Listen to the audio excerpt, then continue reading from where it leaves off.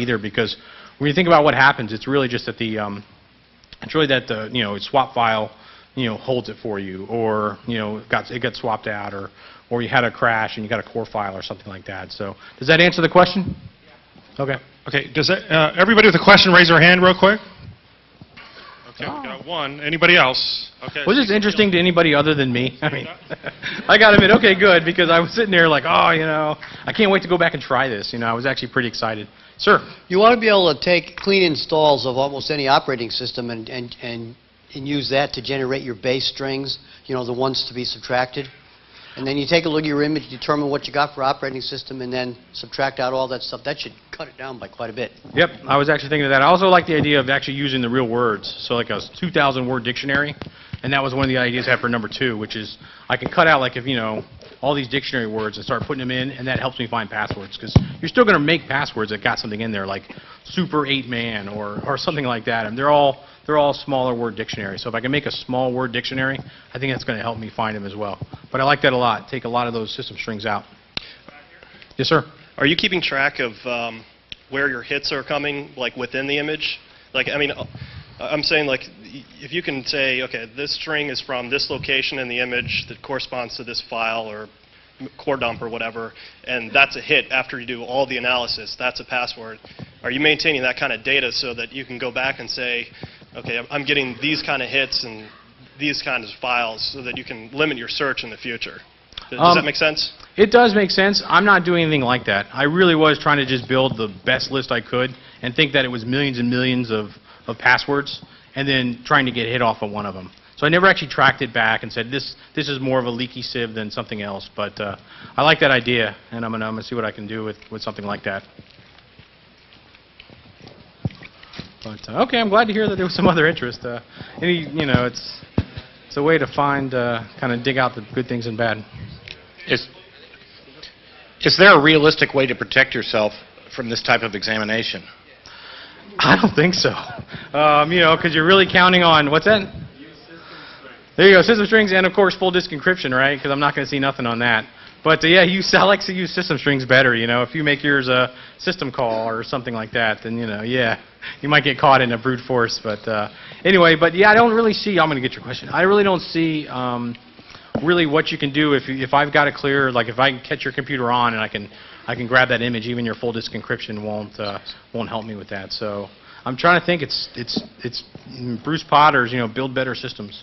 Kind of, I think, is what the real answer is. There's a question right here. This gentleman, second. Yeah. Some operating systems allow for swap encryption, such as like OpenBSD, OS X, I think. Turn it on. Aside from the swap space, what are the most feasible areas that you found strings in? This was my original, and it pretty much came to what I was thinking when I sat down and actually kicked it around with a few friends of mine. But it was swap space, the memory dumps, all the Dr. Watson and core files. Deleted temp files actually had a ton of good stuff. I don't know why people would put your password temporarily down. With the memory, obviously there was a lot there. I actually did find some of the Internet History files. Maybe that's just, it's in a post variable and for some reason it wasn't encrypted, or when you cached it, they just didn't tell it that it was a real password, and it just cached it as a post variable. But it was, I didn't really I didn't really do a lot of analysis on where all that stuff lived. But I definitely found it in these. I was surprised that I think mostly it's going to be related towards like memory dumps or that files that got written in for whatever reason from the application. And logs. Oh, I forgot, tons of logs. I mean, that really is my number one, is that I always find something good in people's logs whenever I go through them. If you've got an Apache server, I'm always, and you've got your logs there, and I'm doing an investigation, I feel I almost always am going to find something in there that'll either help me or help me work towards a password. Do you want to throw a shout out there? To my security team at Georgetown University, we work really hard. A lot of people wanted to take over machines, and then, of course, in big pipes to the internet, encourage a lot. So my team really works hard. Trent Beckett was an engineer I had in the last year who passed away, unfortunately, so I was a little bit dedicated to him. And then my wife, who actually puts up with me because I've got family and kids, and I'm like, I really want to work out this algorithm. I think it's really cool. And she's like, yeah, right. But it's still pretty neat. So hopefully when she sees the video, she'll understand me not coming home all weekend. So. Anyway. I also, oh, thank you very much.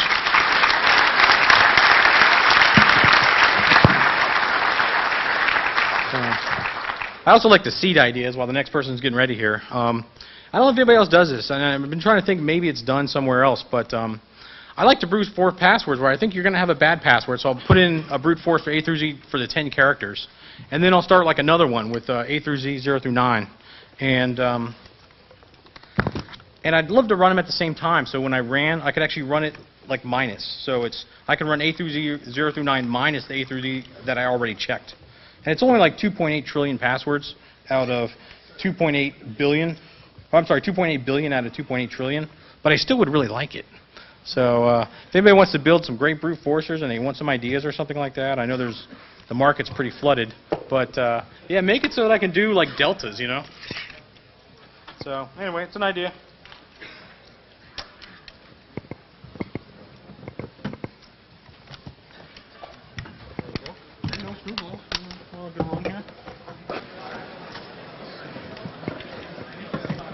So, you don't need an audio feed or anything? You need like a audio feed? No. Try to keep it simple.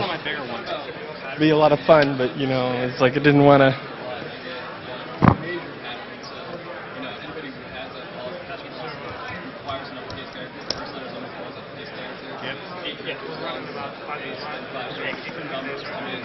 Pound or this, make it the end. Maybe someone will control it. Right. Always falls, but something gets the candy. Exactly, yeah. And I found that a very efficient way to use